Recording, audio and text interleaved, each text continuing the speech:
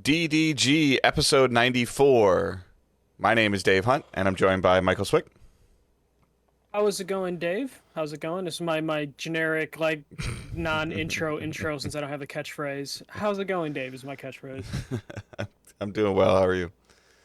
I'm doing okay. A little overworked, a little sleepy, but I got to play a lot of video games this weekend, so that was nice.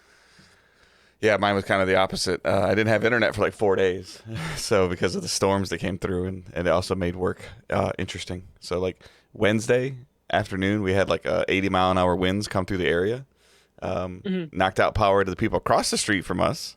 That side of the grid. Apparently, the grid goes right down my block. So a lot of people, tons of people without power in the Metro Detroit area, including my store that was working overnights or partial power. So that always made it interesting. But I guess I'd rather have electricity and not internet than not both. So, yeah, you need one to keep yourself entertained at least. Yeah, but we can't watch any TV. So, True. But we survived, and it's all good. We're like down to like a family of 3 instead of a family of 5 now. All the older kids are gone off to college, so that's kind of been the last week or so. But how are things with you? Things are fine.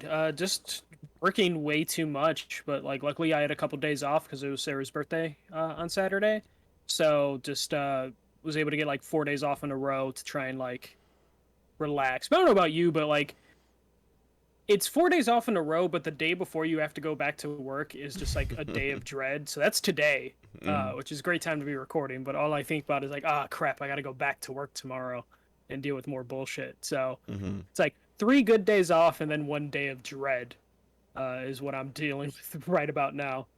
But yeah, everything's fine outside of that. Yeah. So I didn't know that your girlfriend and Owen shared a birthday. So. I feel like we've discovered this accidentally, twice. Every time. And then we just forget. We forget later.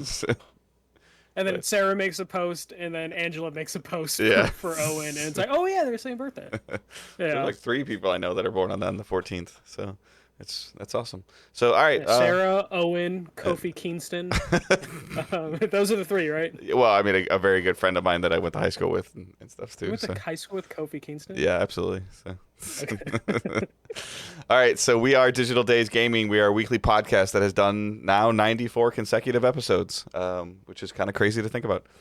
But we post every Thursday morning, 6 a.m. Eastern Time on podcast services of your choice. You can listen, and if you leave a review, you can listen and watch live on Twitch, twitch.tv/digitaldaysgaming, where we are an affiliate, so you can leave a subscription if you have Twitch Prime, or if you choose to support us financially that way through Twitch subs. That's also appreciative as well.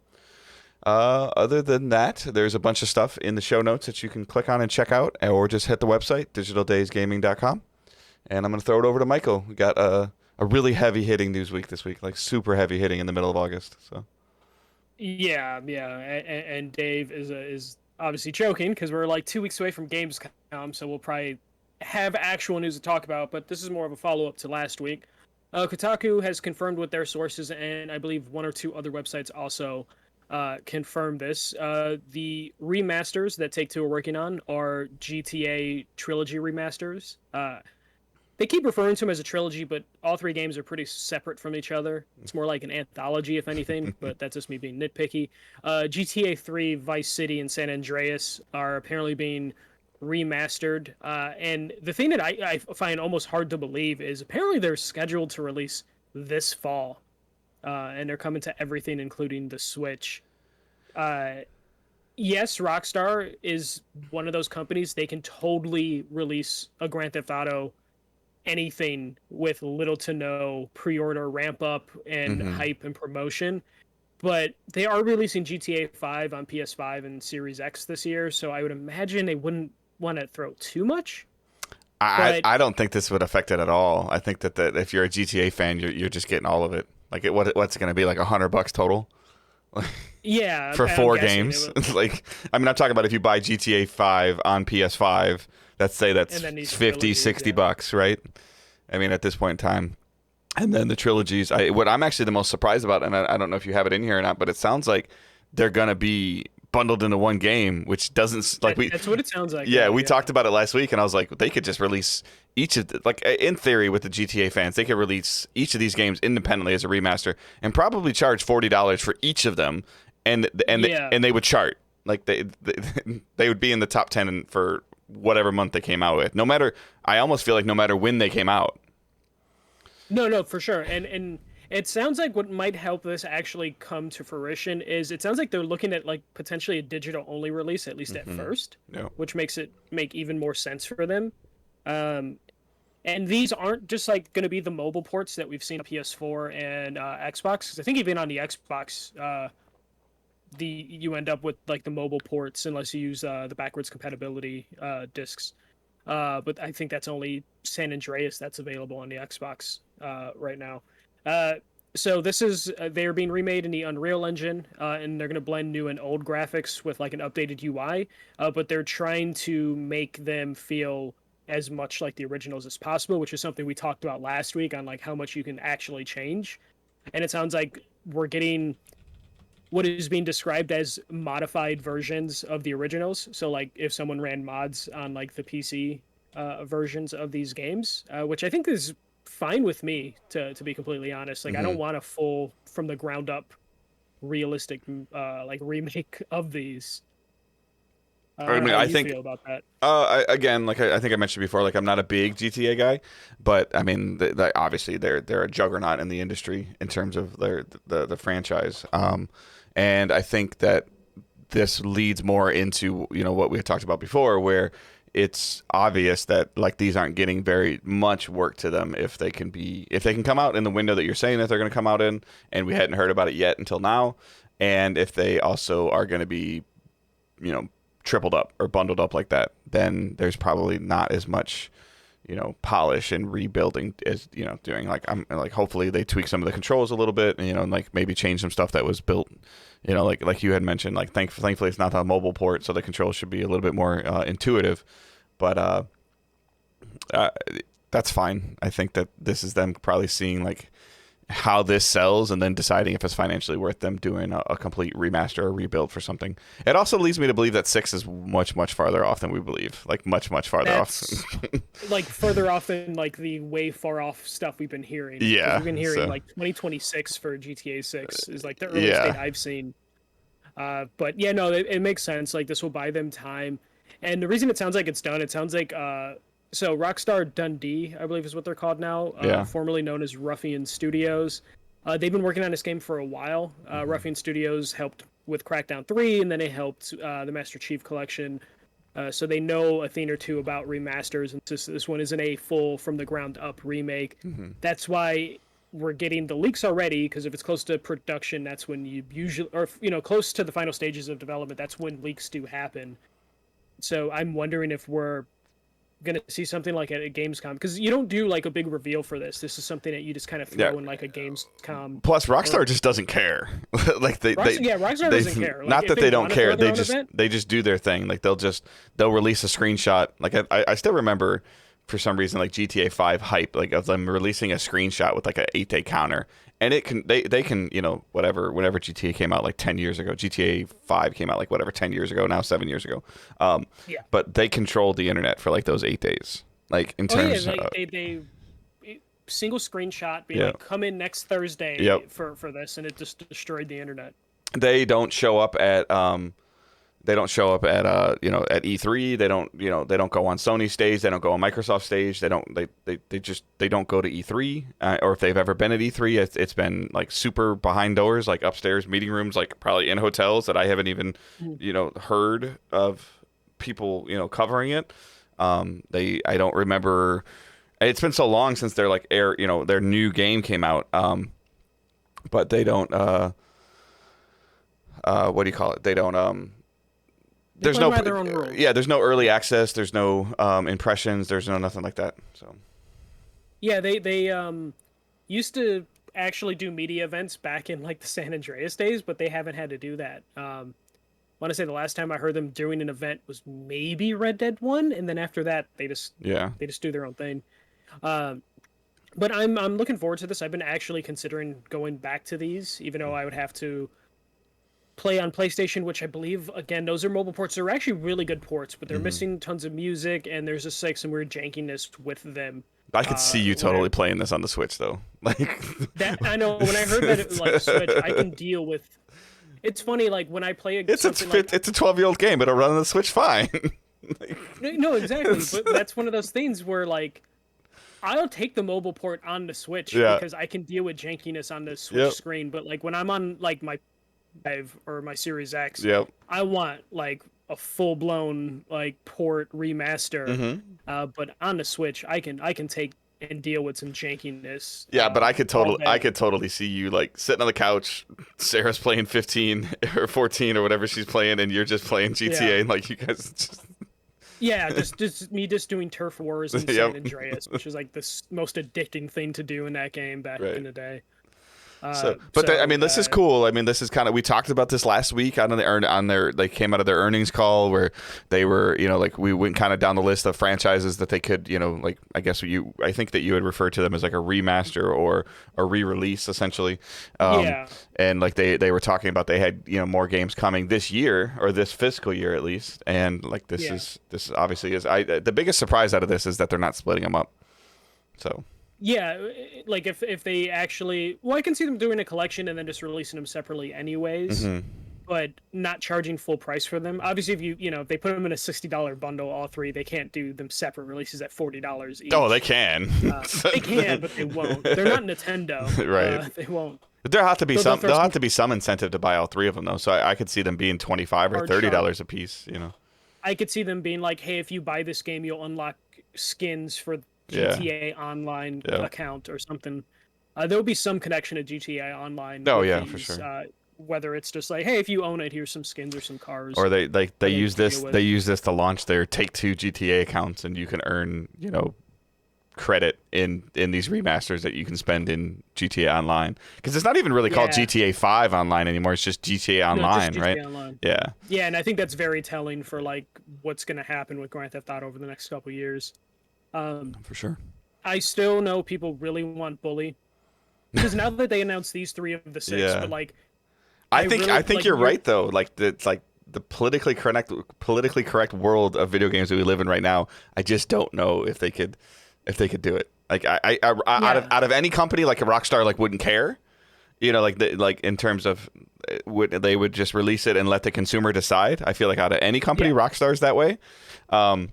And just say, hey, like if people didn't like it, then they shouldn't have bought 9 million copies of it or whatever it would or wouldn't sell. Yeah, exactly. So, but I also see them kind of having the thing where how we hear like PlayStation is like, oh, we only want to make prestige games. Yeah. Rockstar's hit that point to where it's like, do they want to get whatever backlash really would get? I agree. Which is why I think 6 is way far off, because like they're setting their own bar higher than they're supposed to set it. So, yeah, exactly. And then they're like so I wonder like if like some of these people, like who knows if we ever hear about it in a couple of years, they're like, we were gonna do this in GTA 6, but the bosses said it wasn't enough. Like in terms of like the stuff that like at this point in time. And again, I haven't delved deep into the GTA world, but I almost feel like they need to go off-world with this at this point in time, underground or in space. They kind of messed with that a little bit with UFOs and stuff like that in 5. Like, I don't know if they can just, make GTA 6 and have it be in, Miami or New York. Well, I think they would have to go retro, or they would have to go overseas. Okay. Like, they can't just give us a New York or an LA or a Miami anymore. Yeah. So. Yeah, or unless you give us retro, like if you give us like a Vice City, Miami in the '80s, then that's fine. But I don't think they can do like, oh, here's modern day New York. It's just like, okay, cool, that's whatever. They would have to take a risk like that, but then they run into the issues of like, okay, how will this interfere with GTA Online? And they have to work against that. And so what I was saying about Bully, they lost all the big leads at Rockstar, so now you have even more of a corporatization there, where they're not going to want to. They're not going to want to deal with the backlash for Bully. They're not going to want to deal with the backlash for Manhunt. Right, like I think the founders of Rockstar are, or at least half of them are gone now, right? Like he left and started his own studio, and there's only one guy, and then there's I know he's running it, but I'm sure that there's financial pressure for like I can't imagine the chart that's in Rockstar's offices of expectations for 6, like and like where it has to be at, because again there's a bar. And like, you know, on a scale of 1 to 10, they you know, like they have a goal of hitting like somewhere between an 8 and a 9 possibly, and then they try to do stuff that's an 11. So the expectation would be like 6 would be like a 13, you know, in terms of like stuff you could do, and I think that they're, you know, hopefully 2026 is a safe point for them not to release it on prior gen consoles, but who knows with that anymore. Yeah, there's probably like they have a bar graph. Or they have like a graph that's constantly going up that once it hits a line, they're like, all right, we're next gen only. Yeah, like, we hit the numbers. They're trying to figure out like when is that going to be like socially acceptable? Like yeah, at 25 million PS5 sold or 50 million PS5 sold. That is going to determine how far their tech goes, which will just delay the game in general. Yeah, I really think Warriors is probably like the safest bet for like the next or the next Rockstar remake. Just because it's a beloved movie franchise, but we at least now have 3 of these knocked out for the 6 that they like announced. It's kind of hilarious though. We're at this point now where video gamers pay so much attention to financial reports, us included, that this is where we get our game announcements from. Yep. Which is just funny thinking back, like. This information has always technically been available through financial calls for the last like 30 years for video game franchises, but no one's ever really gone to them as often as we do now. Yeah. You almost feel like that the earnings call came out, and then the websites are like looking, you know, for work for their writers or content creators or whatever, and saying, okay, let's start investigating or looking into and reaching out to sources about what we heard from this earnings call. And then the earnings call is like, you know, kind of public information. So now that some public information's out, maybe the other people can kind of like, you know, hint around things. Their sources can hint around stuff. So then all of a sudden, oh yeah, it's probably gonna, you know, it might be this one and this one and this one bundled together, and then all of a sudden like we've got a new story. So whether it's Kotaku, whomever it is, yeah. You say what? I keep saying exactly for some reason today. I don't know why. It's just a tired brain. But no, that's what probably happened in this scenario. Is like the financial call comes out, gives a little bit of a breadcrumb trail. Reporters then ask like all the Rockstar studios, like, okay, we have an idea of what you're working on, and they're bouncing ideas off them, and then someone eventually cracks. Or someone feels confident enough, like, well, the news is half out there. Or they ask the same question to 10 different people, and they take all 10 answers and formulate one response out of it. Like, which is how we also probably end up with the thing where all the places are like, oh, it's coming out this fall, which could be completely wrong. Right. But that's where you end up with these like, you know, like little false, like bullet points that come out of this stuff, is because they like source it as much as they can. And would an art designer know the release date of it? Probably not, but they might have an idea. But you based on their schedule, they might know. Like, hey, you have to have this done by. But it's also like bringing it up at holidays. I think in the holiday season is a high priority, because we always talked about, like, you know, grandma going in the store and buying Spider-Man or buying Madden for their grandkids or whatever. Like, people are like our age, or, you know, like a lot of our listeners are you know, similar age to us in the 30s, I would say, that this is something that their significant other would walk in and be like, oh, I remember him playing this game, you know, 10 years ago for hours on end. Like, I'm getting this for him for Christmas. You know, and if he or she sees it on the shelf and like is trying to figure out a, you know, I guess, you know, to be honest with you, an easy $50 gift that their, you know, their significant other, you know, may or may not play, but it's still be like, oh, I had a great time with, like, that opening of the gift that everybody wants. Like, oh, I had a great time playing these games, I'll check this out. And then they turn into Michael and stack the shrink wrap one on top of the other 6 other shrink wrap games. Mm-hmm. Especially that one, it's going to be 3 extremely long PS2 era games.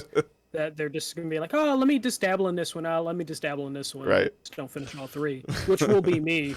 But I guess at the same time, if it's only going to be digital only, then that kind of nixes that entire idea for the most part. But I mean, like I talked about with Skyward Sword, like nostalgia got to me. I was like, I want to play it. Like it was 10 years old, but I want to play it, and I'm sucked into it halfway because I didn't have internet and I can play my Switch. So. All right. The next news story. This was just starting to develop today or yesterday. So People Can Fly, the developers behind Outriders, they haven't received royalties, according to like a blog post that was translated from Polish. They were supposed to start receiving royalties once development, promotion, and distribution costs were covered from sales of the game, but they have yet to receive such money or income. And the crazy thing is, they don't have sales data. They're pretty much in the dark on how successful the game has been. All they have to go off of is from something Square Enix reported in a financial call 2 months ago, where they said Outriders was a success, in large part due to Game Pass bringing in or helping them reach 3.5 million players. And that's now what People Can Fly are kind of going off of just like, hey, we're being kept in the dark about how much this game's sold. That's very important to us getting bonuses. And then Square just being like, it was successful at the time. And it sounds like we might be getting a little bit of a battle between People Can Fly and Square in terms of like, what does success mean? And what needs to happen for them to start getting paid. And it sounds like this is going to be one of those things that people are going to look to for Game Pass, but it's just Square. Yeah, Square, I just want to make sure that that's clear right now. This is Square being Square, and like the Square did this years ago to Tomb Raider, the remaster that came out exclusively on Xbox first, and then PlayStation and PS4 at the time. It was like a year exclusivity, and they came out and said it just didn't meet the expectations of what we expect from our AAA titles. Like, will you sign an exclusive contract on a lesser platform for a year? But then now it also seems like that they're hiding revenue and they're hiding sales figures from the developer, which is shady as hell. And like, so I just want to make sure, like, this is not a Game Pass problem. Like, Game Pass didn't hurt this. Square got a significant chunk of money to put the game on Game Pass. We know that. The alleged number is astronomical. 3.5 million well, I'm just talking about how much money Game Pass paid to Square to get it on Game Pass, but the rumored number is erroneously high, I think. But it's like somewhere, like I've heard like 40 to 50 million, and I think that's ridiculous. But no, I think it's probably closer to like 1 to 10 million. Yeah. But again, either way, like, this is, you know, like, and I guess contracts get weird of like the wording is Game Pass numbers is Game Pass money considered sales? Does that go into the sales bucket or the revenue bucket? That is what People Can Fly want to know. Right. Is it's like, it was successful for them 2 months ago, but it is not successful as of now when they should. Correct. And then regardless of regardless of Game Pass, it charted on Steam for the first 6 weeks it was out. Like, it charted in the top 3 on Steam for quite a long time. So you couldn't Game Pass it through Steam. And albeit April when it came out was a very down month for games, so it's like, you know, whatever's even halfway decent rises to the top. But it just seems like this seems really, really weird. And this is one of those things where Square Enix does not own People Can Fly, correct? No, it was just so it was a third party. It was a publishing arm deal. So yeah, they backed it financially. Yeah, I wouldn't be surprised if People Can Fly tries not to sign a deal with Square again. Square has a bad track record with Western developers. Their expectations are always way too high. We know they're taking a bath because Avengers, but they have to keep pushing Avengers content, which I'm sure they don't want to do anymore. Black Panther came out this week. That was not cheap for them to do, and they still have to produce the Spider-Man. Well, and the irony of that is that this seems to be like solid content for the Avenger player base. The stuff I'm seeing and hearing on social media with this stuff, it's either out or it's coming out, or the hype around it, and people are like, hey, this is actually like this is fun. This is like, you know, like a year later, like every game that gets that like second year patch as a games as a service of like, hey, this is what we learned, this is what we're changing. It sounds like this might be something really good for Avengers, but it also might be just too little too late. It's going to bring people that already bought it back, but it's going to bring new players in is the problem that they're having with Avengers. But they signed a contract with Marvel to where they can't just pull the plug. Any other game like Avengers would have just canceled the content. We see it all the time. I mean, Anthem canceled all their plans, but they're stuck with a contract with Marvel, so they're just like, okay, we just have to keep producing this content. But Square just has this bad track record with this stuff. And the thing with Game Pass is the Game Pass probably did hurt them in terms of having a tail Hmm. for the game sales. You know, like they got that initial chunk of money, but who knows what they expected to get sales wise throughout the months.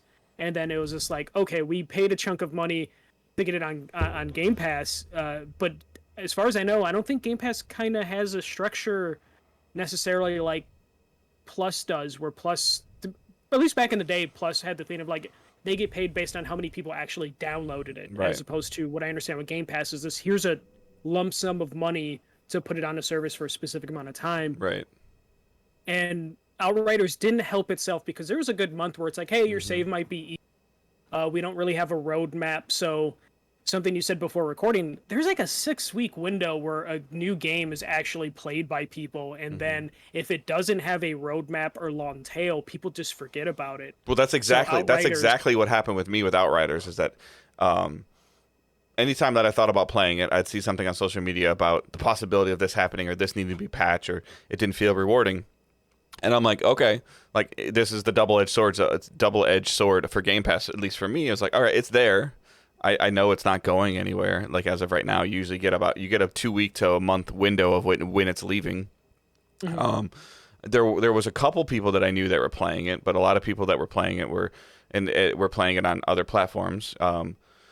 Cross play wasn't working as well as it should have been at launch either, along with the other stuff that it had going on. I know that it's a good game and that's fine, and I do want to play it. But it was one of those things where it's also a one and done game. Like you kind of go through and play it, whether you play it by yourself, you play it with some buds, and you know or your friends. It's a one and done, and you're over with. So in terms of long, like there's nothing. If somebody played it on Game Pass or bought it, to play it on PlayStation or PC, they play the 30 or 40 hour base campaign and they move on. So mhm. like it may or may not have gotten people's attention to subscribe to Game Pass. I'd be really curious if it increased their subscription number, even a small bit. But it's just super interesting. And then it's what's really and I hope that we find out. But what's going to be really bad is because we talked about this when it was announced that it was coming to Game Pass. Like it was only like announced it was coming to Game Pass like a month or 6 weeks before it was coming out. And there was already some pre-orders. I knew some people personally that had to cancel some of their pre-orders because they're like, why am I going to pay $60 or $70 for it if I can play it on Game Pass? And I hope that Square Enix isn't going, well, that doesn't count as sales revenue. That's a publisher deal. Like that's a deal that we Yeah. signed with Microsoft to, and we got the money for that, but that doesn't help your game sale revenue. So that doesn't count as, like that's really bad if that's the case. Like that's really bad from Square. Yeah. I'm hoping this gets resolved by the time even this episode goes live for the podcast feeds, towards Square's like, oh, hey, we cut them a check, sort of thing. Because this is bad on Square that like Hmm. this stuff came out, and you know how the internet goes. Like, people immediately make their opinions on how this went down, and then they might not want to work with Square again, Right. just based off this coming out and there being any sort of confusion on a developer Yep. not getting paid. This is the same question we had about MLB The Show because MLB, Major League Baseball, is the one that signed the deal to put it on Game Pass, not Sony Santa Monica, because Yeah. MLB is the publisher for it on other platforms other than Sony's platforms. Um, so like this is super like everything we heard was like this was an MLB decision, this wasn't a Sony decision. So I would be led to believe like this was 100% a Square decision, not a People Can Fly decision. Um, Mhm. so now does like then the same question arises: does Sony get some of the cut of or does Sony get some of the cut of that MLB publishing deal with Game Pass, or do they just benefit from the microtransactions? Like because Yeah, and the answer is probably a little bit of both, yeah, but not quite 100%. Like you could say the other way around. with as quiet as as developers have been about, so we hear from publishers about Game Pass because they're pocketing the money, but it's developers that use publishers, that's why we're seeing like a lot of these indie games, and Microsoft is probably going right to the indie developer directly. And the indie people are getting a lot of like are talking about how successful financially Game Pass Hmm. has been for them in terms of money up front, and then also just sales because Hmm. people are talking about their game. But I mean, anybody's they're looking directly. anybody's looking to knock Game Pass right now. So like, I would not be surprised to see a bunch of anti-Game Pass stuff. Like look at what it's doing, and I'm like, okay, well, you really need to understand like what's going on here. If a publisher is screwing the developer, not the platform, not Game Pass. Yeah. So it's either that or someone at People Can Fly's lawyers like did not do a good enough job reading this contract. But this is probably scary for the future of Outriders, because Outriders was like had enough good word coming from it that it's like, oh, they could probably do an Outriders too if they wanted. Yeah, absolutely. But not in this scenario anymore. But I would Square owns Outriders IP, I would assume. And yeah, they they had People Can Fly. They signed a deal with People Can Fly to make the game. If any of this, even half of this is true of what Square is possibly doing to People Can Fly, and then Square comes to People Can Fly and goes, hey, like we want to, we want you guys to make a sequel, I'd be like, oh, what? And the reverse of this is Square being like, oh my God, this isn't exactly what's happening. Why did you go public with this sort of scenario? Where it could just be like some weird miscommunication that immediately got blown up because the story got out. So it could work both ways, to where People Can Fly. It could be like, oh, we're so sorry. We did not understand what was happening. And then Square being like, cool, we're going to bury this IP now. Well, I also wonder if, again, speculation, but depending on how long this game is on Game Pass, maybe the money doesn't come until it's over. Could be something like that. Or it comes in chunks, like it comes quarterly, based on this, like to your point, like the success of it on the Game Pass platform, of like, okay, here's this much money now, and then we'll see, and then you get, like, I don't know, I'm just throwing things out here, you get $5 every time somebody downloads it or something, via Game Pass. Like, that's totally arbitrary numbers though, but yeah. But again, the Game Pass is such a new thing that, like, we're going to run into scenarios like this where they have to now structure deals. Like, if you're a developer signing with a publisher, you probably have to structure your deal like, hey, if you sell this to Game Pass or PlayStation Now or Stadia, you need to give us that info so we could know how we're doing. Because all this is so new that all these contracts that were signed 3-4 years ago when development started did not think of Stadia, did not think of Game Pass, did not think of PS Now. Right. And now they have to account for this. It's the same thing the movie industry was going through with Netflix and is going through now with the streaming war, which is why Scarlett Johansson is suing Disney right now. Is because her contract said her movie would have been released in theaters, and she gets back-end money from the box office. And then the COVID happened, and Disney was like, we now have a streaming service, so we're going to just put it there. And that messed with her money, and that's why she's suing Disney right now. So we're seeing this in the movie industry, and we're seeing this in the game industry, how like these services are going to affect business and publishers and the music industry went through it 10 years ago, 5 years ago. So it's still going through it to this day, really, with like all the Spotify stuff. Spotify, yeah. So it'll be super interesting to see how it all plays out. So yeah. That's it for news. There's a lot of little stuff, but nothing made to talk about. Xbox is getting HD or 4K screens, or menus, which cracked me up that people actually gave a shit. Yeah. About the dashboard not being in 4K. I didn't notice, but I play on a monitor, so it's always 1080p for me. But that's it. You want to take us to the next segment? Yeah, so sadly we get something else in here in our What's Delayed segment. So Life is Strange Remastered, delayed until early 2022. Delayed from September 10th. Again, less than 30-day window. I hate it. I know, it's so shit. And then this is a long-term delay, so this isn't like early 2022. Like, this isn't a publishing issue, or this isn't a manufacturing issue. This is like, hey, something's not right with the game.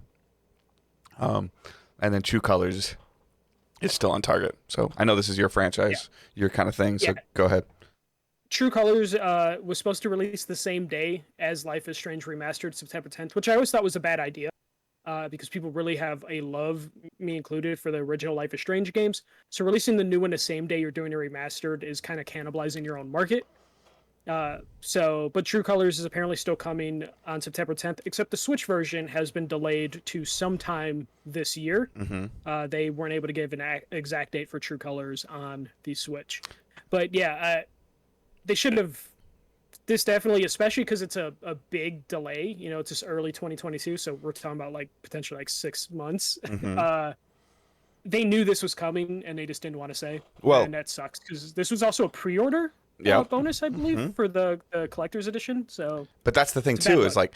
like I feel like my perspective somehow, and I'm not developing the game obviously, but these two games should have been flipped. The remaster should No, have, they should have. Yeah, yeah, the remaster should be out, and then True Colors should come out afterwards. Because like I haven't played them, and I've heard great things about them. I think I even have some on Plus and other avenues. But I'm like, why am I going to play them if there's a remaster coming up? If I'm even thinking about playing it, I want to play the best version possible.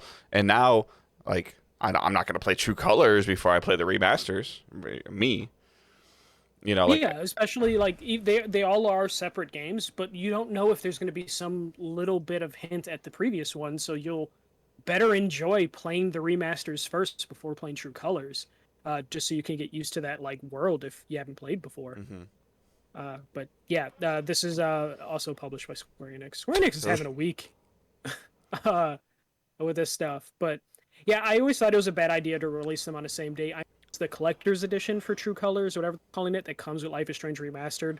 So I'm assuming those discs are being printed already if there's a physical release. So I Hmm. don't know. It was probably always going to be like a True Colors Yeah. saying download the remastered. But still, like if you pre-ordered this collector's edition, the special edition, and then you find out half of it isn't coming till next year, you're gonna be pissed. You're gonna be a little bummed out, Hmm. and you better hope those remasters are working pretty well because you're gonna be even more disappointed if they turn out not to be a good Yeah, I thing. just feel like the remasters were kind of like a great throw in. Like here's a new entry in the franchise, and here's the older ones upscaled for you to play. And now, Mhm. it's just weird. So, Yeah, all right, what we're planning on watching? You want to go first? yeah. I have a hell of a list this week, despite work being hell. I did have the last like 4 days off. So I played quite a few games. The first one is Boyfriend Dungeon.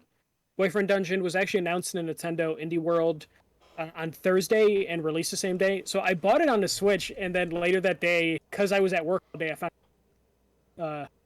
so I was disappointed because I already had bought it just to find out it's on Game Pass. It's on me paying attention to social media enough while at work, but I did buy it on a Switch. It runs well on the Switch. So Boyfriend Dungeon is a game. It's a dungeon crawler dating sim. So in this world, you have your wielders and weapons, and the weapons can turn are humans that can turn into weapons. So you level up your weapon by going through dating sim mechanics. So building a relationship with these swords, who all turn into like sexy people, and then you're just trying to get your character to get courage and get into the dating game and also slay monsters. It's got a very cutesy top-down design when you're actually in the world. Like you have your overmap going to the dungeons and different parts of the town. It takes place in a modern city, modern times. So you're texting with the sexy weapons, and you're texting with people getting the story out that way. The actual fighting mechanic, it's a dungeon crawler, so you just have like a light, heavy attack and like a roll. Each weapon or person, I don't know exactly how you want to call them, they have their own abilities that they give you. So you pick one you like based on uh well, you pick one based on their personality because that's what you would want to do in this game, as opposed to the weapon's actual ability. But right now I'm kind of going off the weapon's ability, which means I have to tolerate some annoying characters potentially, which isn't like the best idea to do. But overall, after like 3 hours into the game, I'm enjoying like the light dungeon crawling mechanics. It's nothing too challenging, but I'm mostly into like the music. The dialogue's really funny. One thing that does kind of bother me about it though is all the characters are coming at your character, flirting with your character, which is fine. It's a dating sim, but none of them really can be ignored for the most part. You you can tell some characters like no, or you can be kind of a dick to some characters, so they like hopefully leave you alone. But that doesn't work. So they continue to like hit on you and bother you, which is a little frustrating because I find like the two people that I want to focus my character on, and then I have to deal with like the dialogue from the people I don't give a shit about as they continue to text my character, and I have to interact with them and go along on dates with them, and it's just like just leave me can't you just alone. ghost them or ignore them? You can, but you kind of get locked into sometimes of just like, okay, I want to progress a story, and I can't find a way to progress a story.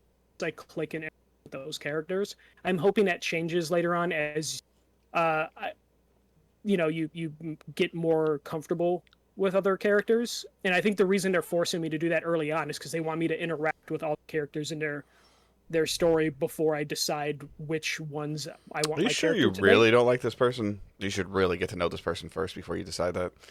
No, and it's exactly what it feels like, but it's just like I already made my decision for the most part. So it's just kind of working against the Michael's already system for made his that. judgment just based on surfaces. Okay, that's Hey, you know what? When you get like some weird douchebag looking guy, I just know my character isn't gonna be into that person. Okay, dude's wearing no shirt and a leather jacket. Not into that. Not into that. The potential like investor guy with like a deep voice, yeah, come kind of into that. So I want to talk to him, or I want to talk to like the gruff street girl. So Michael. I want to talk to those two. Michael's character has standards. Yeah, yeah, I love. And then you get like the douchey, like stuck up guy who I already know is like going to be a villain based off like the brief interactions I've had with him already. Of just like, oh, I already know you're going to be. What if I just ignore you and just enjoy time with Valerie and Azaic? Like those are the two people I want to spend time with. I don't care about you, Sunder. I don't care about you, Eric. Everyone has cool ass names but Eric. Like who the fuck wants to date a guy named Eric? That's my brother's name. Like ill. Not gonna do that. Um, so that's Boyfriend Dungeon. Then I'm playing. I just like. And then we have Back for Blood, which is doing its open beta this weekend. So played that. I ended up having like I was able to hop on with my friends, which was the problem previous week. I was able to hop on this weekend, and I played with them from like 11 to 4:30 in the morning, which was just Yeah, I think I saw you tweet really something fun. when I was at work, and I'm like, "What is he doing?" I was like, Well, it's I already knew I was gonna love this game based mm-hmm. off my previous interactions, but I wanted to get a really long session in this game, and was able to have fun just because I was playing with my friends and all that. But I actually got into the card system when you're sitting down and doing a long stretch. Because for this game, you're building a deck that gives you different abilities. So it's like extra life, 5% health, all that Mm-hmm. stuff. But as you play the story that's available to you in the beta, your deck is constantly having cards added to it, and then there's also cards that affect the world. Of Mm-hmm. like, oh, the world's gonna have more fog, or there's gonna be more of this creature in it, and those cards keep stacking after you finish chapters. So after a 4-hour session of not dying and continuing through, the game got difficult in different ways, and it's all completely random based on those cards. So I really like that aspect of just like when you get into a session, the game is going to progressively get a little bit more challenging and throw curveballs at you based on these cards. Mm-hmm. And the beta had limited cards available. So I can just imagine what's going to happen when the game's actually out and they actually have Mm-hmm. more cards to work with. So that aspect is starting to change my mind completely because I was like the thing I was worried about with this game is like I don't know if you remember, but at one point I was like, I hope you could turn the cards off and just play this game. And now playing the game properly, it's like, oh, okay, I can see. Yeah, I guess the biggest thing is as long as the game continues to give you cards, enough cards, and not make you feel like that you need to go buy packs. Like that's the balance they're gonna have to hit. Like to where it's Yeah, like I have enough, but there's a chance that I could get some cool ones if I spend like $3. Like, but I have enough that I don't have to do it, but I kind of want to do it. Like that's where I think that a balance with a microtransaction can be good. Of like versus like okay, like well if you wanna have a chance to beat this, I don't even know, like this tier 7 activity, you need to go get these cards and they're paid cards only. Like that's gonna suck. yeah, I'm hoping they don't actually sell like the cards, or at least like the mutation cards or whatever they call. Like I'm fine if they sell basic cards, but I hope they stick with like cosmetics, which I should have done research on what Hmm. they're actually planning to do with them, because there are going to be microtransactions in this game. Also, possibly discarding cards and getting in-game currency to then use the in-game currency to buy other cards. I hope Mhm. some system like that. I do like though. It seems like they do throw a lot of like money in the game, where like you just find piles of it, so you can like buy upgrades in between rounds for your weapons. Yeah. But I noticed there's like a little bit of strategy that like the Left 4 Dead games didn't have, to where me and my friends, when we're at the chest, like the little store thing in between rounds, and we're just like, okay, what's your loadout, so I can Hmm. get stuff to complement that loadout. Oh, there's a benefit I could give all of us, but I need 800 gold. Okay, everyone throw their money on the ground so I can pick up the 800 gold, so I can get this thing to benefit the whole team. I really like that Oh, yeah. aspect You guys chip of the 200 game. in now. We complete this activity. We're going to get 5,000 gold and we can distribute it amongst. Yeah, there was mutations like that, or whatever Hmm. they call to where it's like, oh, we can earn 10% more money if we buy this card. Let's put our money into it because we're getting closer to harder content. So we're going Hmm. to need this currency to buy more upgrades later. Right. So I really got into the card system, surprisingly, after being like hesitant about it. Hmm. But again, beta, very limited cards available. So we'll see what it turns out to be when the final game comes out. Yeah, for sure. Because we've seen games get wrecked Yeah. by like systems like this before. Um, so that was that. I'm back into Final Fantasy 14. Yeah, our So Discord channel for like a day and a half turned into like a whole conversation about it. yeah, so Sarah was looking to leave her current free company data center. And I was telling her that all my friends from high school that we have a Discord server with, all 7 of them, have recently got back into Final Fantasy. So she was like, "Well, I'll join them, but can you also join?" Just because she doesn't know everyone in that server. So I was like, "Okay, yeah." So I basically paid the $18 to change data centers, so I can move to another data center. Even though I could have waited technically till November, but like she wants to play now, I want to play now, Hmm. because my group of 7 or 8 people, 4 or 5 of them have completed the game, and they just their dailies, their daily weekly grind. But we also have like 3 or 4 new people Hmm. that are just starting. So me, who's only had a tank up to level 23, it's like, oh, I guess it would be fun to go through that content with the people starting out that are new, since they're not that far off from my area. Because Sarah's already finished the game. She finished Shadowbringers, all the expansion. So there's not much me and her can do together because I'm so low level. So while she's playing with my friends that have beaten the game and are at her level, I now have like 3 people that are starting new characters. So I'm Hmm. just waiting for them to like level up their characters so we can take on some of the early dungeons. Because while there are benefits for someone like Sarah to do dungeons that are the older dungeons, her character so leveled up she'll be one-shotting most of the enemies, which just wouldn't be good, Hmm. for anyone that would be playing with like that high level character. So did that. So I paid the $18 to change the data center. Really easy. It was a little worrisome. Sometimes server capacity could be weird, so there is a chance that I had to wake up at 2 in the morning or 3 in the morning and change data centers at that time. But luckily, I was able to do it on a Sunday afternoon. So starting that, I'm actually playing it on PC. Oh, nice. So I ended up buying the complete edition from Square Enix's website, which was like $23, but it's all 4 expansions, the Hmm. base game. So bought that, set it up on PC. Wasn't too bad. The load time, since I have an SSD, are close to what I was getting on the PS5.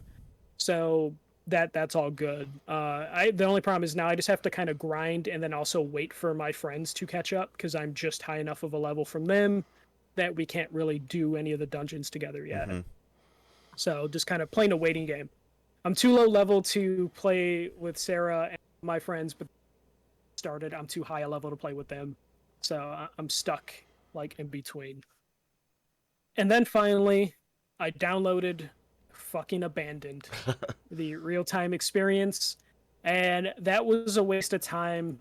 I am getting more and more into the camp that like these are just people that are way in over their heads and don't know what they're doing. Because oh my god, I don't know. Did you pay attention to any of the abandoned shit last week? A little bit. I kept pretty much all I kept seeing is that we're trying to deploy a patch. It's coming. It's delayed. It's coming. There's a cool trailer coming, but it's delayed. Yeah, yeah. So the real time thing came out Tuesday. They delayed it to like Friday after everyone had downloaded. They're like, oh, we have to patch it. They patched it, and then all it loads is like a 4-second video, like a shadow walking across a room. They then did an interview saying like, well, we had to patch it, and the only way to patch it was to cut everything down to 4 seconds, which is just like, what the fuck are you doing at this point? And then they're basically claiming that they're not scammers, which I don't believe they're in this. I just think they're people that are just way in over their head. And now I really want PlayStation to come out. Like Kojima's already said he's not anything to do. Konami's come out and said they have nothing to do with it. I need PlayStation to come out and just say something about like, hey, we gave these guys a platform. They're using our logo as their logo, but we have nothing to do with this. We just wanted to give, like, they had a pitch, and we thought the pitch was good, so we gave them a spotlight. We're letting them publish something on our store, but we have nothing to do with this because people are still holding out hope that this is something. But if it was, it wouldn't be this sloppy. Mm-hmm. Like, holy shit! Like this whole thing is. If Sony was truly involved in this, Sony would have stepped in and said, "Hey, you know what? Stop talking. Shut up. Yeah. Until you're ready to release it at its highest potential capacity. Like, just you are not allowed to talk." Like, and instead, because they're independent, Sony's like, just let them suffer. It's like yeah. Sony at a certain point needs to just step in and like, hey, you've never let anyone do this real-time trailer bullshit. You're letting them do it. You gave them a platform on the PlayStation blog, which is the PlayStation blog didn't used to mean too much 5-10 years ago. But now it's where Sony makes all their major announcements. So now there's prestige and importance on the PlayStation blog. So because they gave Abandon a platform, they gave Abandon a platform. and now we're in this where these poor developers like are shooting themselves in the foot left and right, and they have no other recourse but to keep digging themselves a hole and hope it works out for them. Because if they just quit and are like, sorry, we fucked up, they're never going to be trusted again. So they just have to keep doing this shit until something comes out. And it's just a bad look on, obviously, the developers, but also, like, Sony for giving them the platform to fuck themselves over. But even then, like, as I say that, it's not PlayStation's responsibility at the same time either of this, like, they paid to have that shit on their store because you can't just put stuff on the store for free. Right. So I don't know. It's weird. But that's it for me for playing. I watched the Field of Dreams game. That was like the highlight of stuff I watched. They did a pretty good job with that. I didn't watch the game, but I saw the opening thing, which I thought was great. And then obviously the game ending with the walk off was super cool. And then for you, being the White Sox was probably a cool experience. Yeah, I love the setup for that. It was funny though. Like I had a pitch to Sarah, like, "Hey, I'm gonna watch a baseball game tonight," and she's like, "Oh, okay." I'm like, "It's a really special game." She's like, "What's special?" I'm like, "They're playing in a cornfield in Iowa," and then she was just like, "Okay." I'm like, "Yeah, but they're playing in a cornfield in Iowa." Then I had explained what Field of Dreams is. I was gonna say, has she seen Field of Dreams? No. And Field of Dreams it's an okay movie, but like. At one point, like, she's watching it with me, and she's like, "Oh, it's kind of a cool setup and everything." But they kept showing the clip from the movie where I think it's Shoeless Joe Jackson's character like turns around, and he's just like, "Is this heaven?" And then Kevin Costner is just like, "No, it's Iowa."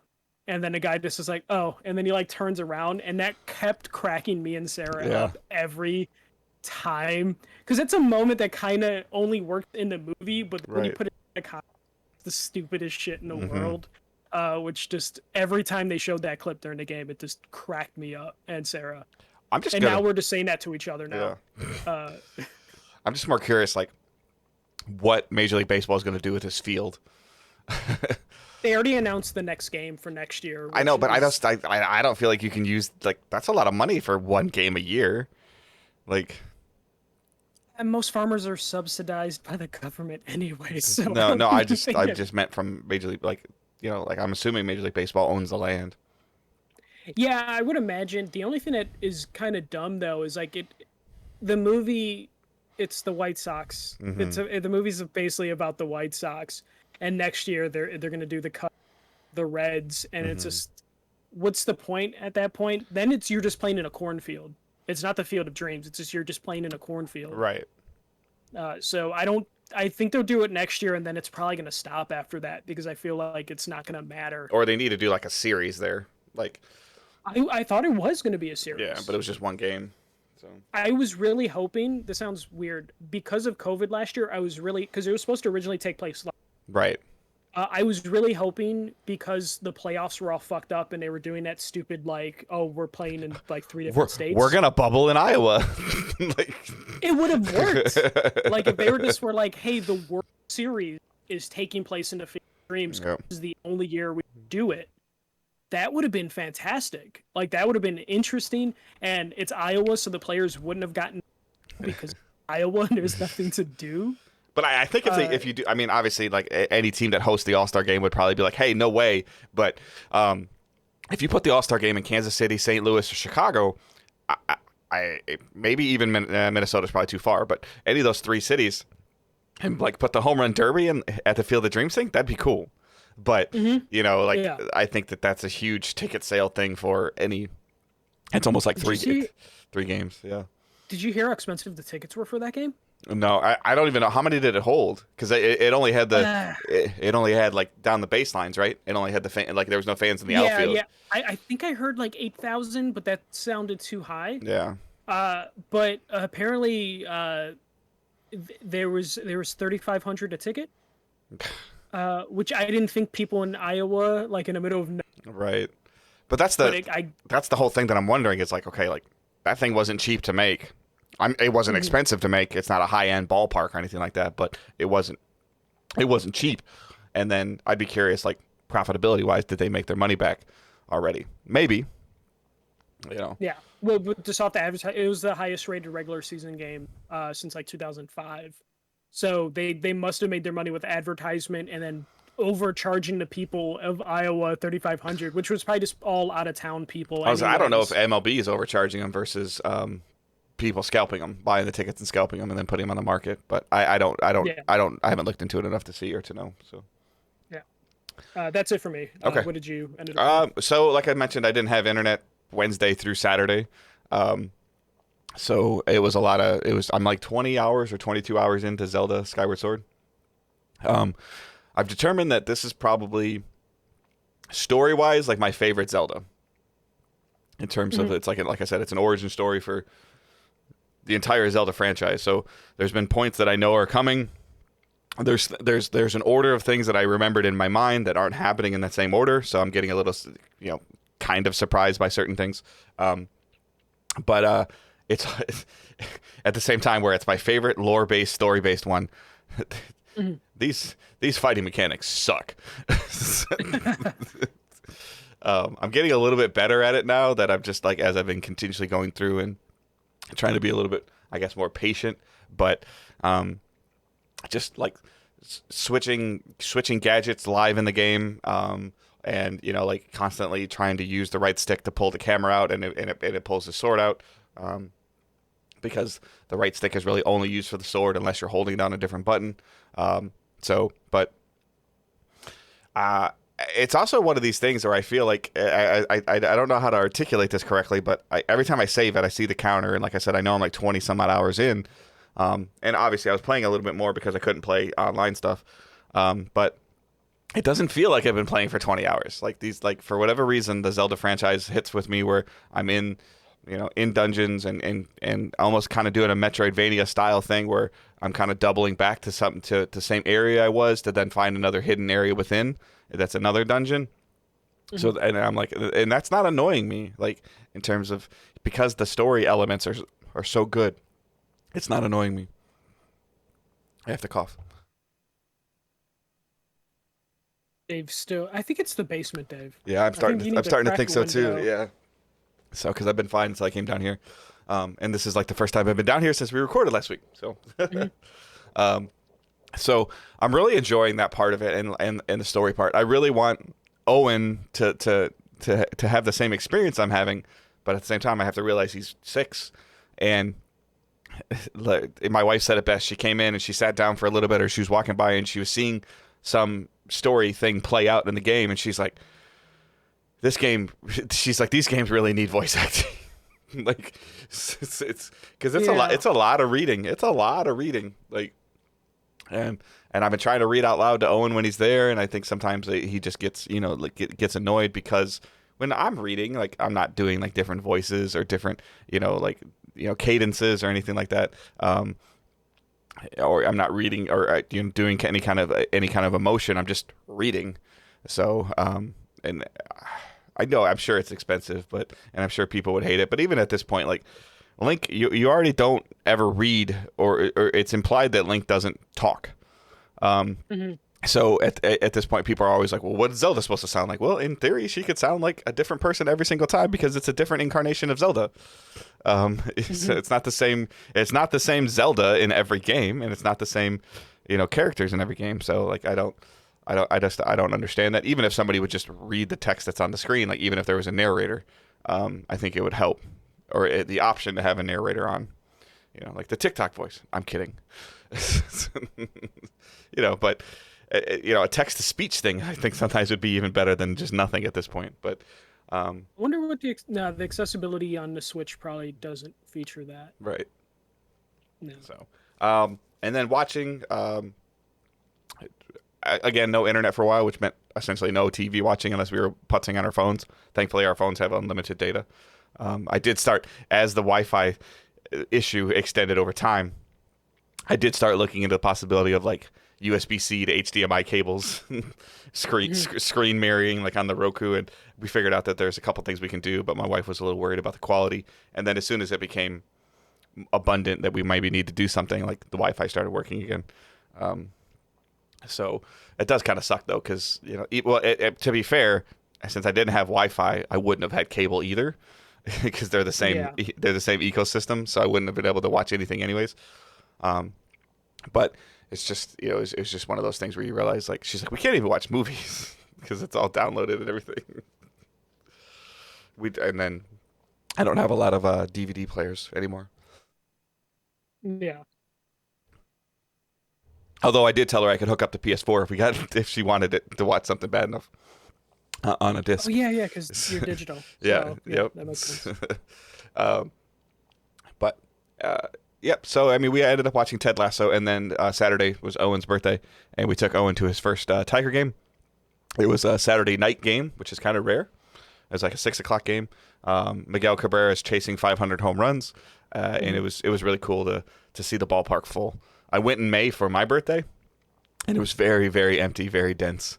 And then this one was full. I wouldn't say. I guess I wouldn't call it crowded, but it was busy enough. And it was cool just to kind of to be there again for Comerica Park, where the Tigers play, to be near capacity and a lot of cheering and people. I guess what I call, like, fair weather baseball fans, of like, everybody, when Miguel Cabrera would get up, come to bat, they would all stand up and start. And I was fortunate enough that I was in a seat where I didn't have to stand up, and I was videoing it just in case, just kind of on my phone, just videoing it, because it would have been cool to see history like that. But he had a fly ball. And like 80% of the ballpark was like, and I'm like, yeah, that's not going anywhere.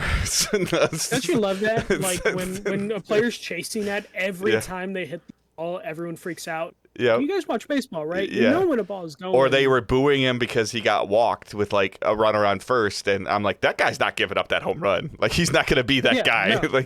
like No pitcher wants to give up that home run, yeah, and if you can walk Miguel Cabrera, you still walk Miguel yeah. Cabrera. Regardless, he's still considered arguably a top 5 hitter of all time. So Hmm. like, you're not. He's getting pitched around already, and then Yeah, like, there was a point where he let off an inning. I was like, okay, well, this is where I think he will see something to hit, and B, where he might actually try. Like, he might actually, like, all right, I'm gonna try to hit a home run, because I mean, he he's on the downward spiral of his downward descent of his career. Um, but he still is a very, very good hitter. And he can, but he's also on a team that's developing into a relatively good team. Much faster than they're supposed to be. The team's flirting with 500. This was a team that 2 years ago lost like 100 games, and they're progressing in a direction that's very interesting. And I think he still wants to be a part of that. Like, this team next year could battle for a playoff spot if the players continue to rise. And I would not have thought that at the beginning of this year at all. Mm-hmm. So they're definitely in this development thing where he's chasing 500 home runs and 3,000 hits, and he's already a lock for the Hall of Fame because he's like the first guy to win the Triple Crown in like 50 years. And if he gets the 500 home runs, obviously, and the what do you call it, the 3,000 hits, like, he's a guaranteed lock, probably unanimous if he can do all that. So, but it was cool to be there to see that. Everybody's like, "Oh, you might catch that." I'm like, "No, we're sitting behind the plate, so it's not going to happen." But it was definitely fun. So that's pretty much it. Like I said, we did end up watching Ted Lasso. Ted Lasso had a Christmas episode. It was, some people hated it, but I thought it was pretty funny. And I love how like Apple TV kind of does the like they did it with Mythic Quest, and like they do like I feel like I guess the best way to call it is like the one-off that doesn't, it kind of like branches off from the story for like a week. Yeah. So I'm not sure if it's an Apple TV thing. It seems to be more. I've noticed it more on Apple TV shows, but other shows do it as well. It's just that the 3 or 4 series that we've been watching on Apple TV tend to do it. So this is a Christmas. I don't know if this is supposed to be a Christmas in July or Christmas in August episode or something, but just where it kind of took place in the story of that. So yep. Again, I'm still enjoying Ted Lasso. If you haven't seen it yet, and you have the ability to get an Apple TV. Check if you've bought an Apple product in the last 12 or 18 months. You probably have a year subscription laying in your email somewhere. I definitely think it's worth checking out and watching the show. That's it for me, though. So we'll hit some questions really quick. Questions and comments using hashtag #AskTheDigitalDays. The first one comes from Ali Shan. We haven't heard from him in a little bit, so glad to hear he's still around. As far as as teams DC redeemed themselves with the Snyder Cut and the Suicide Squad, are there any other characters you'd like to see on these teams in the future? And what other team in the DC would you like to see in a live action?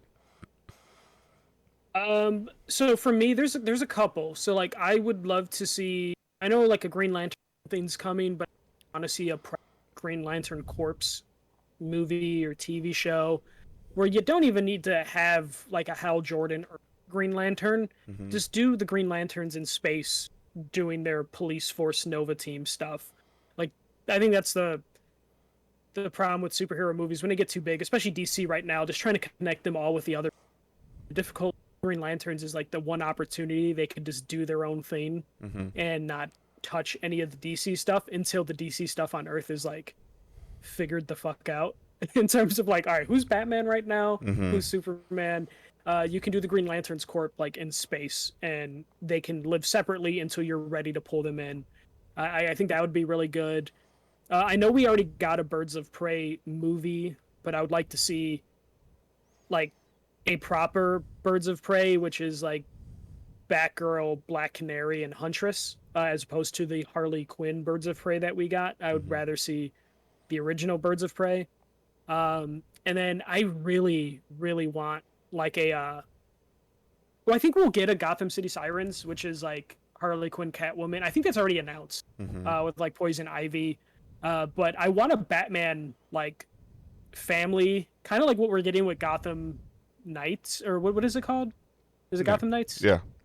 Where you just get all the Robins together, because there's so many Robins and they all have to enter each other in the books. So I would really like to see something with all the Robins, as opposed to the current DC universe where there's only one Robin we know of who's dead.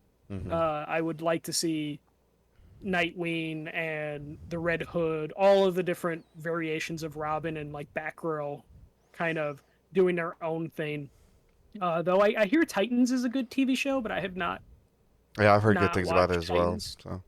So, yeah. I would love to see like a deeper, like similar to what you want, like a deeper dive into and I guess I don't even know if this is the correct name to call him. I'm not deep into the Bruce Wayne Dick Grayson relationship. Like either like either a TV show or a movie that's more developing of Robin becoming Robin. Yeah, and like training and learning, like, I mean, I know that he has a background as an acrobat, but at the same time, like, an acrobat just doesn't automatically know how to like fight and so. Yeah, and the comics definitely have explored why he's so good at being like a crime fighter. Mm-hmm. But yeah, no, I would like to see a Robin origin with Batman as opposed to what we get now with Titans, where he's like, "Oh, I hate Batman now because he's an abusive guardian." I think a television show, like a Dick Grayson television show of the time from when he is like whatever 17, 18 years old until he's like 23, 24, of where you don't even really see like whoever they decide to cast as Bruce Wayne and Alfred, like, I'm fine with, but it's more of like 90% of the show is them in street clothes and 10% of the show is them in their superhero form. Yeah, and then you can transition like him to Nightwing, and then introduce another Robin, and see if there's some sort of conflict when Batman replaces a Robin with another Robin. Like, there's got to be something there. Yeah, so I think that'd be really cool. And the same thing, like, I think the Aquaman storyline is super interesting, and I would love to see them, like, how they tie it in. And I guess for me, like, I've seen the little, like, as I've still been watching Smallville, I've seen the little hints at the Flash and at Aquaman. Like, they don't call them that, but they're like they hover around it. They wear the colors. Yeah, and all that so stuff, it's like it's always been like super interesting, and it just got me thinking more and more. Yeah. So next question is from Robert Cartwright. Do you think the PS5 interface has taken a step backwards compared to the PS4? I do think it has some good features, but surely the addition of folders should be standard. I think a step backwards is hard to say. I think it's a step sideways. It's different, but I think we got so comfortable and so used to the PS4 interfaces that any kind of change feels odd. Folders, I don't care. I didn't really use them very much on the PS4. I used them on the PS4. I lived off those. I used them on the PS4 when I had a substantial hard drive in my PS4, and that was where they were necessary. Right now, I can probably hold 5 games if I'm lucky. So, yeah, that is definitely a good point. Until like you upgrade the hard drive and all that, like, you don't really need folders. I use an external SSD, so I'm kind of using up a lot of space on that interface. So folders would be great for me.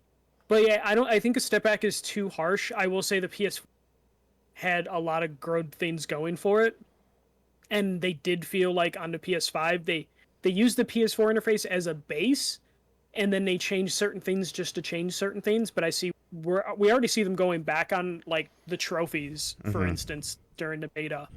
I think they did a total step back on how they present trophies in the PS5, but they're fixing that, and we're gonna get our horizontal our vertical or whatever. So it's going to be similar to the PS4. This stuff's always a work in progress. People like factory reset your PS3 and then look at that like interface. Even though it mostly stayed the same, all the tweaks they improve upon it. And the PS4 went through this as well. They don't know exactly what to expect until people start using it and interacting with. Okay, people are going to want to do this. But I think folders will be coming eventually. I think, to Dave's point, you don't do the folders until you let them, like, add storage to their device so they can actually have a reason to use. I think I think their first priority was getting these other external, like this other internal SSD to work. Like, I think that has been their first priority, and now that that's working, I think you'll start seeing a little bit more quality of life firmware updates that are coming. And that's what I'm kind of expecting, is just they needed to get, because right now, like, realistically, I think you could fit 8 games on your dashboard, and unless you're playing a bunch of indie games. No, exactly. Unless you're playing indie games, like, realistically, 4 or 5 full PS5 releases on your interface. So this wasn't a priority, but as now people can upgrade, you'll hear more people want folders. Yeah, when you start seeing people then that choose to spend the same amount they spend on the console for a hard drive, and then they can have 2.5. I think because like you can get up to like a 2 terabyte internal right now. Or no, I don't think there's a limit right now. Okay, but so it's really expensive. yeah, It's like $400 for a 2 terabyte. right. So as people start getting 2.5 plus terabytes of available space, I think that's when you're going to start seeing more of a clamoring for quality of life stuff within the interface. So. The store is a complete backwards. I treat both. Yeah, I treat both the Xbox store and the PlayStation store as the same, as I don't go to them on the consoles unless I have to. I just use the apps. Like I like using the console. I never want to interact with. Like I'm just like, okay, where's everything? Because it's terrible. Mm-hmm. But now I have to know exactly what I want, so I can just search for it. And even then, like it can get confusing. Of like, oh, here's the PS5 one, here's the PS4 one. It's gotten better at letting you know which one is which, but there's still instances where I'm like, all right, let me click into this one in a couple seconds just to make sure I'm getting the right one. All right, so the last two questions kind of go hand in hand, I feel like. So I'm gonna read them both together. Stefan Wren writes, would you ever quit your job and do podcasting full time if you could earn enough money doing it? And then Penwell writes on Twitter, sends, how do you hope Digital Days Gaming will grow in the next few years? So would I ever quit my job and podcast full time if I could earn enough money doing it? Yeah. Yeah. I hate my job currently, so yeah. So that I feel like that would be a yes, if we could do that right now in terms of where Digital Days Gaming is at in terms of like Twitch support and Patreon support and just download numbers and things like that. I feel like they were doing better than I thought we would. Talking to a couple of other people and kind of getting vague ballpark figures of how they do versus how we're doing. I'm like, okay, like we're okay. But yeah, things can always be better is like a common theme, but that's true with any so a top 10 podcast at number 9, you're gonna be like, well, we could be number 8 or 7, right? But definitely, like, I don't know where I would want to see this going other than I just want to continue to still do this. Like I guess what I would envision, absolutely, like having fun, like not it feeling. I feel less stressed over the last year and a half than I have in a long time sitting in front of a microphone and playing video games. Like I feel substantially less stressed. That is a huge contribution to really doing little to no written work. And for the most part, discovering that PR is 100% okay with no written work. Like that, like from a business standpoint of like, okay, like expectations. And when I send something to a PR company, they're like, yeah, awesome, perfect. That's all I needed. Thanks. That's great. And I'm like, oh, and I'm nervous when I send it to them, and, so then so that's always been, a concern. But obviously, growing Digital Days Gaming means possible more opportunities to cover more things, which also means more work, air quotes, work. So, like, Michael and I are being very selective of how deep down the rabbit hole we go with that, because we both have lives outside of Digital Days and lives and jobs outside of Digital Days. So, and there's definitely different avenues of life, and as you guys have all heard and listened to us, especially me, like I have definite high peaks and valleys of I'm on overnights for 2 months, like that messes with a lot of stuff, and I've got 2 kids in college, and I've got a kid that's going into all day elementary school pretty soon. Like those are avenues. Michael's moving and in the process of putting down roots for possible future of the life that he may be having in the next 5 years, like versus like I'm pretty much established. I don't see myself doing like a major career change anytime soon, and I've got a wife and I've got kids and I own a home, so But where I would like to see the future of Digital Days going is I just want to see the community continue to grow and play games together. Like that's what I really want. And I'm loving all this cross-play stuff and these other conversations of seeing games, come up, like Final Fantasy 14 being talked about in the Discord. Like that's not my wheelhouse at all. And I love seeing the conversations happening in the Discord and or seeing some stuff going on in chat where one of the guys that asked the question, Stefan Wren, he's always been backlog guy, and he's been telling us about how he's been catching up on his backlog. But he now because he lives in the UK, and there's a handful of UK listeners we have which are great, and they interact in the group. They've gotten him to start playing like Rainbow Six and multiplayer games with him, and he was like 6 months ago he was kind of like anti-multiplayer. And not anti-multiplayer, he just didn't do it. And now he's been playing Rainbow Six with them on their weekly, Friday poker night that they have, like I always call about. And then they post stuff in the Facebook group, and it's amazing. Like, and I love it. Like, so he's now exposed to a whole new group of people, and they're playing games together on somebody's birthday, and like they're drinking, and they're drinking and they're shooting stuff with their friends, and like that's Digital Days Gaming Foundation. That's what I've always wanted to see. And if somehow we can make that bigger across, whether you play with a keyboard and mouse, whether you play with a controller, whether you play with a toddler in your lap, whether you play with your wife yelling at you across the room because you're playing video games too late, like that's our lives. Like, so, and I want to see that bigger. So. Yeah, community growth is like the thing that I care about. Just seeing people interact with. I like when I'm busy at work all day, and then at the end of the day, like I'm on the bus going home, and I just click our Facebook group, and I see there's like 10 posts from like different people, and they're having like conversations, and I see a post that doesn't involve me and Dave at all that has like 25 comments, and I just see people just interacting, having fun. That's what I want to see continue that grow. Though obviously, as that grows, that gets a little scarier, because then that's when you have to manage, babysit. So that stuff is definitely there. We've had a couple. We've had a couple one-offs, but for the most part, like our community is solid. So yeah. So like that's the only fear I have with like community growth, is because then it's inevitable. It's with every community. But I just want to continue to see that group grow, and then also just being able to just continue to do this and have fun. Like we're 94 episodes in, and I haven't been. It's always, even when I'm sick, I show up.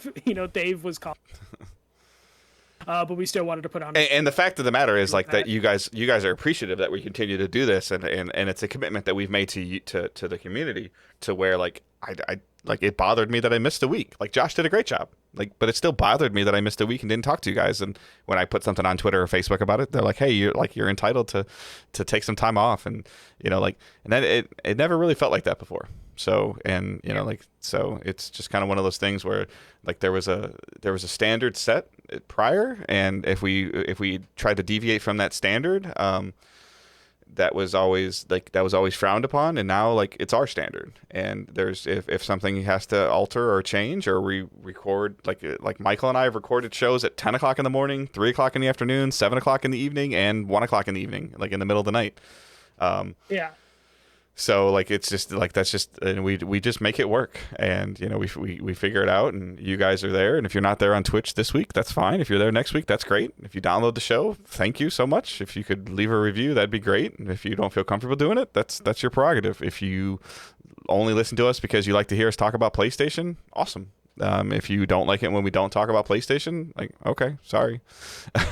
if you don't like Game Pass, there's a fast forward button. I mean, like, I don't know what to tell you, but it's definitely, like, with cross-platform play coming, like this and all this stuff happening, like, I look, the future looks bright, and I hope that everybody could look at every platform. And if you want to buy Back 4 Blood and play it on your PlayStation because that's all you own, cool. We got some people in the community that are going to play it on Game Pass, and you can join the Discord voice channel and shoot stuff in the face with your buddies. So. All right, social medias. So that's our show for the week. So on socials, you can contact us at Digital Days Pod. That's the main account on Twitter. Michael's is at the first MJC, and mine is at Good Dave Hunt. Just like Michael mentioned, the Facebook group there's always a couple things going on in there. You can check that out. Discord servers kind of turned into a Final Fantasy nerd fest, but that's great. So, if it keeps going, we'll make them their own room. But again, I love to see that. So all the links to the Facebook group, the links to the Discord channel are in the show notes. Patreon.com/digitaldaysgaming. That link is in the show notes as well. There's different tiers in there. Feel free to check them out. If that's a way you want to support us, there's a PayPal link in there. Again, you can use a Twitch subscription if you want. There's t-shirts, teesprings.com/digitaldaysgaming. There's hoodies there. Maybe get some hoodies because it is mid-August, which means it's going to be hoodie weather like in 6 weeks in some places of the country. Or you can be like Michael and wear a hoodie right now. Yep. AC's full blast right now. So I hope everyone has a great week and keep moving forward. Don't be a dick.